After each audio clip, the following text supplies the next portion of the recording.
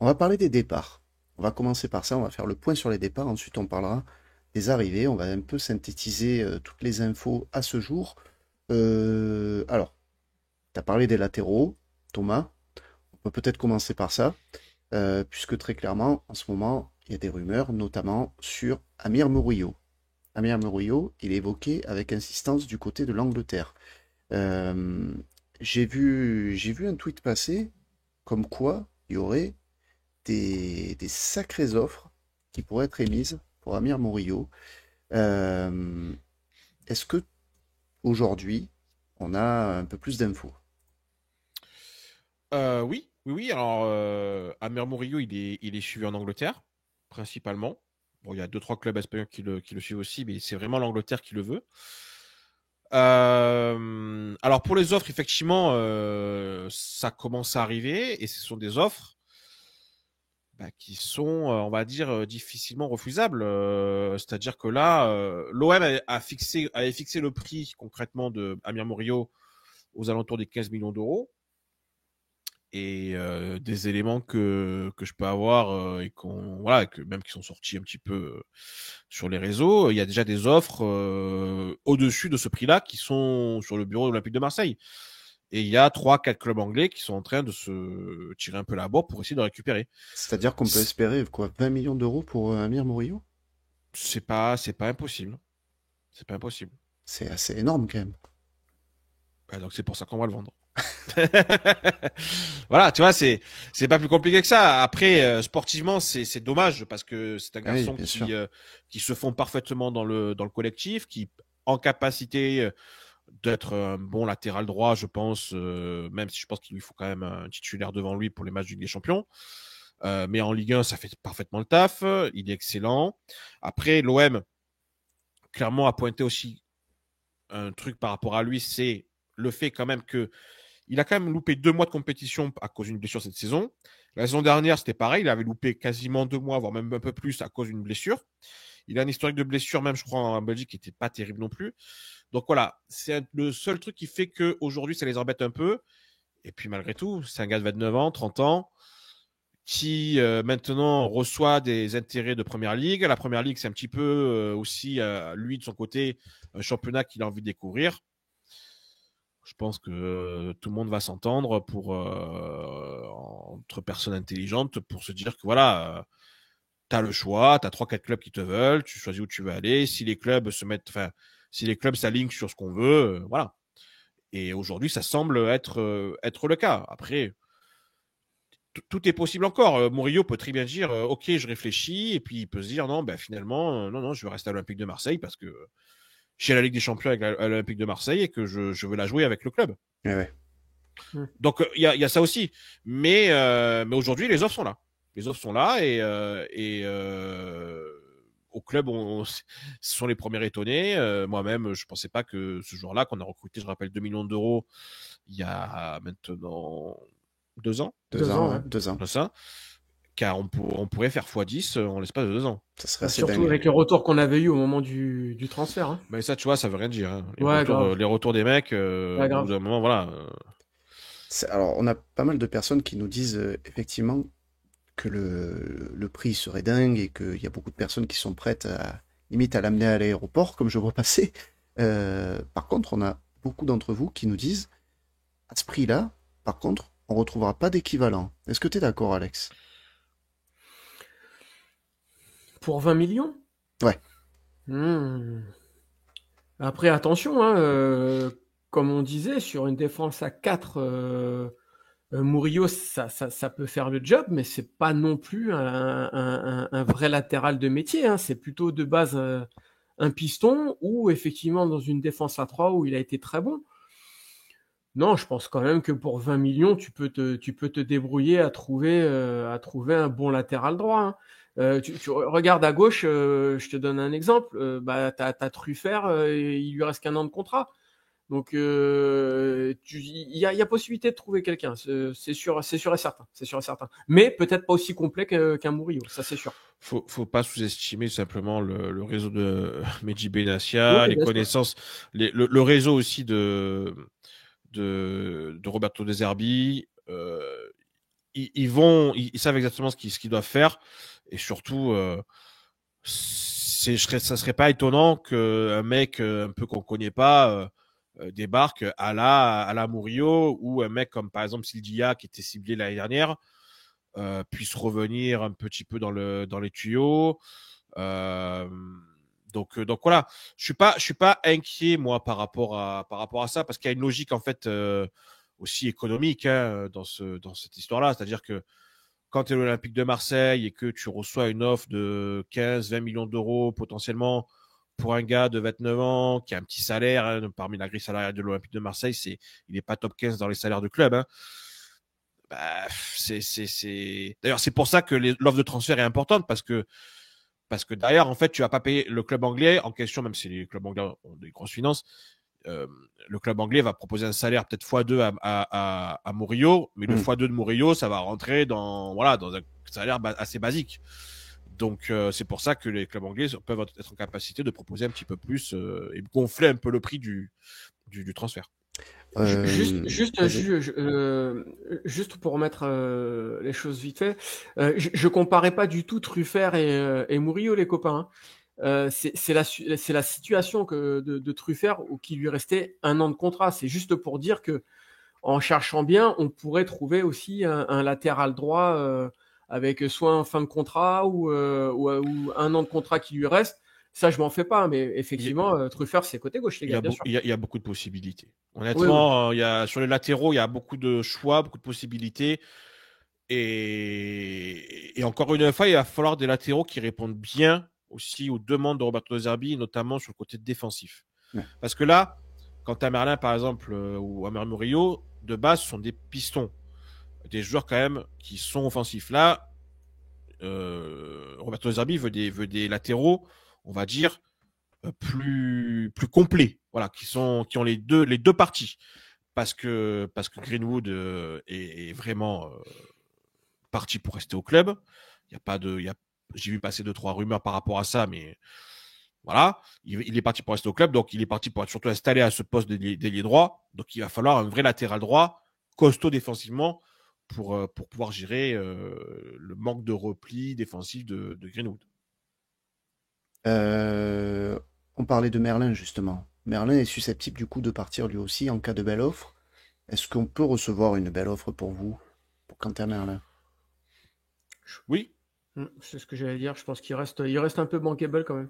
Ouais. Oui, non, mais surtout, il y a des intérêts. Il est toujours estampillé. Il est estampillé international espoir. Ouais, c'est ça. Surtout, bon, après, il a déçu sur beaucoup de points le club. Donc, tu vois, c'est des raisons différentes de Murillo, parce que Murillo, le club n'est absolument pas déçu du joueur. Hein, voilà. Là, par contre, Merlin, il y a un peu plus de déception sur plein d'aspects dont j'ai déjà parlé multiples reprises, donc je vais pas tirer sur une ambulance. Mais voilà, donc il y a des clubs anglais, mais notamment il y a Foot Mercato, voilà, qui en a parlé. Et quand il donne une bonne info, je les critique pas, hein, pour une fois. Donc voilà. Et oui, en tout cas, parmi les clubs intéressés, il y en a quelques-uns qui ont pris des intérêts, qui sont susceptibles de mettre à minima le prix que l'on a mis pour acheter Quentin Merlin, c'est-à-dire 12-13 une douzaine de millions d'euros. Ouais. Voilà. Alors, je ne sais plus s'il y a un pourcentage, je vous avoue, je ne sais plus s'il y a un pourcentage à la revente pour Nantes. Je pense que le père Kita, à mon avis, il a dû quand même négocier ça. Mais bon, voilà. En tout cas, il y a moyen d'avoir une offre aux alentours des 15 millions d'euros pour lui. J'étais pas là pour les 10K, encore félicitations, nous dit Ntombo School et nous envoie un super chat. Merci énormément pour Merci beaucoup à toi. À votre soutien à tous les amis. Vous nous régalez ce soir. Vous êtes 930 actuellement sur YouTube. C'est énorme. Merci énormément pour votre présence à tous. Alors, côté départ, qui tu souhaitais, enfin départ potentiel bien sûr, parce qu'on n'en a pas encore d'acté. On a bien entendu celui d'Enrique que vous voyez à l'écran qui est en train de se négocier de plus en plus fort. D'ailleurs, tu as retweeté des trucs sur la... C'est quand même un peu long cette histoire. Ça fait quand même plusieurs semaines qu'on est à peu près au même point, c'est-à-dire qu'on a tous compris que Luis Enrique et l'Inter de Milan avaient un accord. Et tous les journalistes l'un par un l'ont dit comme si c'était un exclu. Donc, ok, on a compris. Maintenant, l'accord, il faut qu'on le trouve entre les deux clubs. Il y a toujours une différence aujourd'hui. Alors, il y a plusieurs montages qui veulent se faire. Bon, après, concrètement, Luis Enrique qui part pour 30 millions d'euros ou 25 millions d'euros à l'Inter de Milan, ça surprend quand même beaucoup de monde dans le milieu. Les gens ne sont pas dupes. Voilà, quand je dis ça, il faut comprendre que bon, on va dire qu'il y a pas mal d'intermédiaires, voilà, dans ce transfert, et que donc c'est un transfert qu'on surgonfle un petit peu en termes de prix pour qu'il y ait un peu plus de monde qui touche un peu sa part. Voilà, on va pas se mentir. Donc attention, quand le prix sera annoncé, ne vous dites pas que tout va venir à l'Olympique de Marseille. Voilà, il y a toujours, de toute façon, dans tous les transferts, c'est comme ça. Mais spécialement, je pense, pour Luis Enrique, faut s'attendre. Voilà. Mais il y aura quand même une belle enveloppe. Hein, voilà, on aura les minimum des 15-20 millions d'euros pour Luis Enrique pour nous. Donc, voilà. Très bien. Mais il faut que ça se concrétise, cette histoire. Et ça dure. Donc attention. Voilà. Mais bon, après, en soi, j'ai aucun retour négatif me disant ça va soirée, etc. Les échanges se passent très cordialement entre l'Inter et l'Olympique de Marseille. Donc, écoute, voilà. Il y a même une idée potentiellement. Ça attendait aussi la fin de la saison, quand même, il faut le dire. Peut-être aussi, et l'Inter a une fin de saison assez chargée. Ouais. Aussi. Mais il y a aussi la possibilité, ça c'est encore à voir, que l'Inter intègre un joueur dans la transaction qui viendrait à l'Olympique de Marseille. Voilà. D'accord. Ça, après, le joueur, je ne peux pas dire parce que je ne peux pas dire, mais il y a une possibilité. Est-ce qu'il y avait d'autres départs que tu souhaitais évoquer? Alors, il y a surtout des retours de prêt, notamment le cas Azinounaï. J'ai tweeté notamment aujourd'hui son cas. Alors, le Panathinaikos veut baisser l'option d'achat qui est à 11 millions d'euros sur le prêt. Le Pana est plutôt OK avec le fait de pouvoir essayer de garder le joueur. Le joueur serait OK pour pouvoir rester, mais l'OM n'est pas forcément OK de baisser l'option d'achat. Voilà, une option d'achat, ils veulent que ça soit respecté. Donc, il y a quand même potentiellement un retour à l'Olympique de Marseille. Alors, il y a des clubs qui sont déjà positionnés par rapport à lui, qui sont déjà en tout cas renseignés, mais toujours sur la forme de prêt avec option d'achat. Il n'y a pas d'achat définitif. Ça, c'est un des scénarios possibles. L'autre scénario, c'est que potentiellement, Azinounaï, quand même, au sein du club, ça a quand même bien aimé notamment l'évolution du joueur ces dernières semaines. Donc, pourquoi pas le tester pendant la préparation?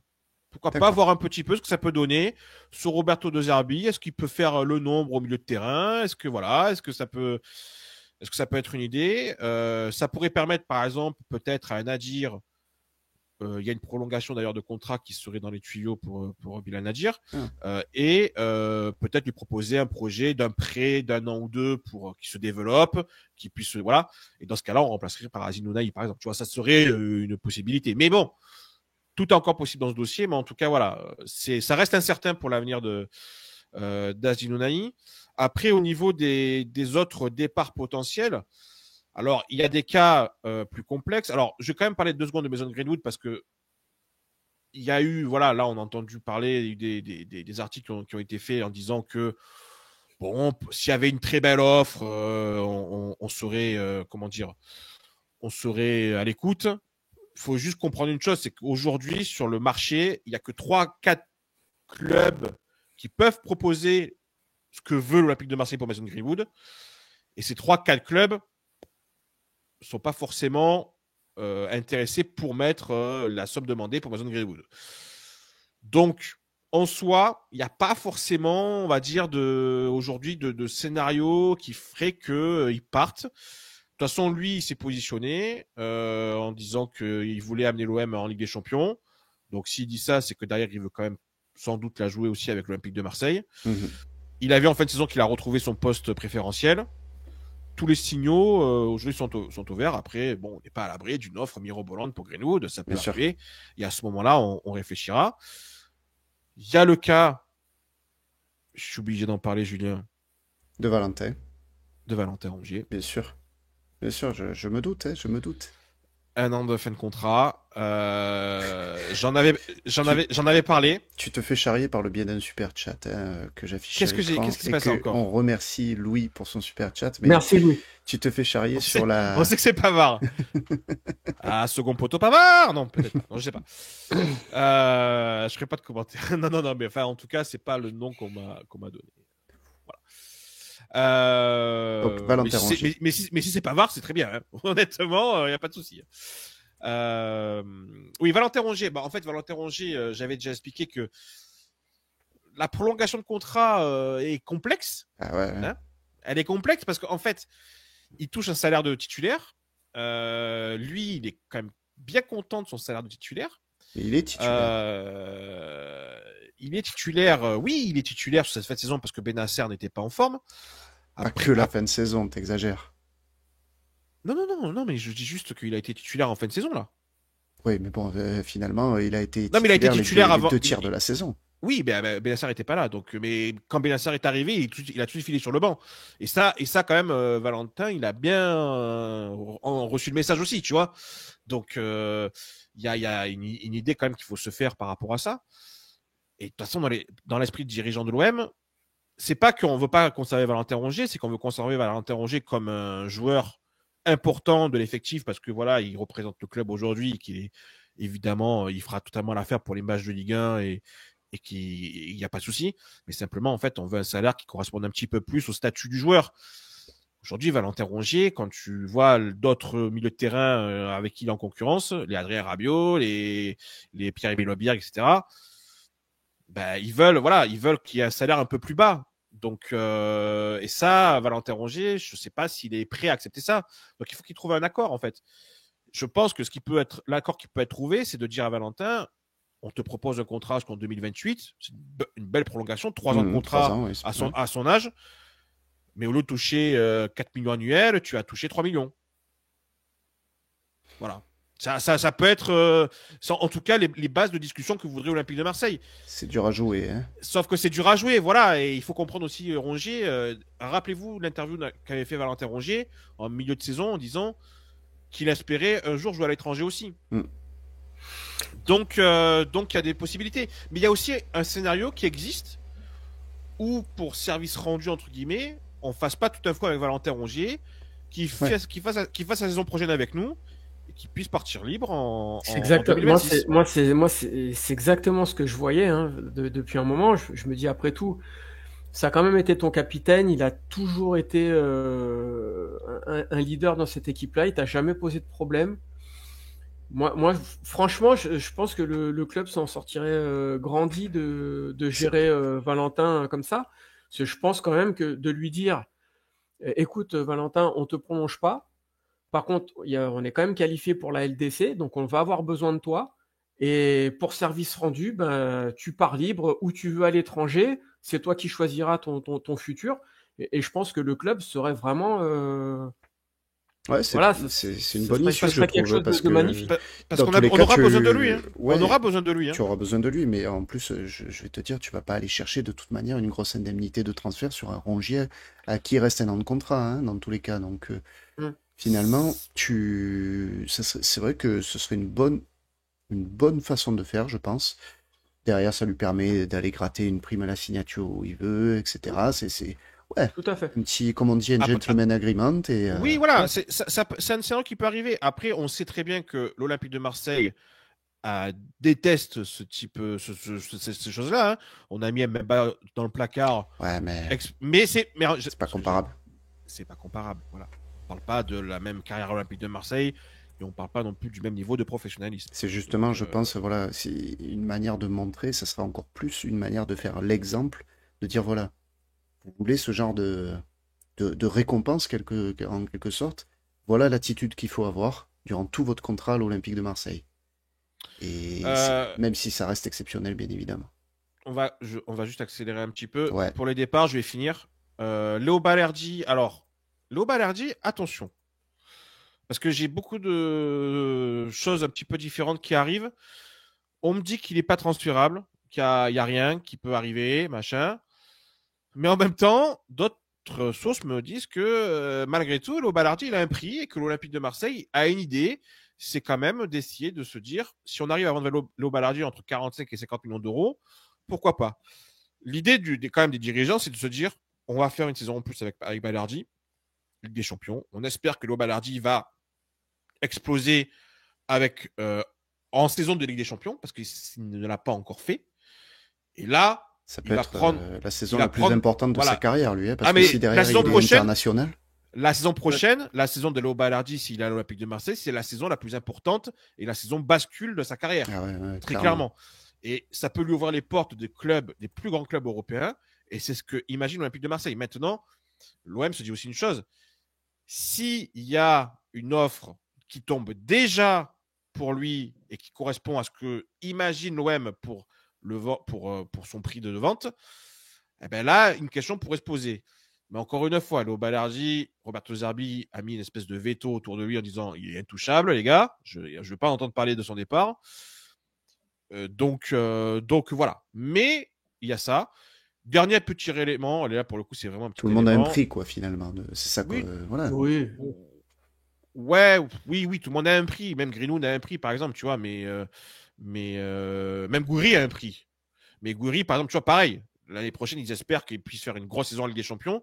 Parce que s'il se révèle au niveau européen, parce que je rappelle qu'Amine Gouiri, par exemple, n'a jamais fait de la Ligue des Champions. Ouais, là, c'est pas 30 millions que tu le vends. Là, ça peut être très, très intéressant. Dernier petit point, et c'est vraiment pour le coup un petit point, même si c'est un joueur que j'apprécie, mais qui est en train vraiment de complètement se foirer, c'est Bamon Meïté. Bamon Meïté qui ne va évidemment pas continuer avec Montpellier parce que Montpellier ne va pas lever l'option d'achat de 7-8 millions d'euros. Il a des touches notamment avec Angers pour soit de nouveau un prêt, soit peut-être une opération, peut-être libérer de son contrat. Enfin bon voilà, on va voir ce qui peut être fait, mais en tout cas, de toute façon, il n'est pas du tout dans les plans de Roberto De Zerbi, et ça on pouvait s'en douter. Voilà. Bon.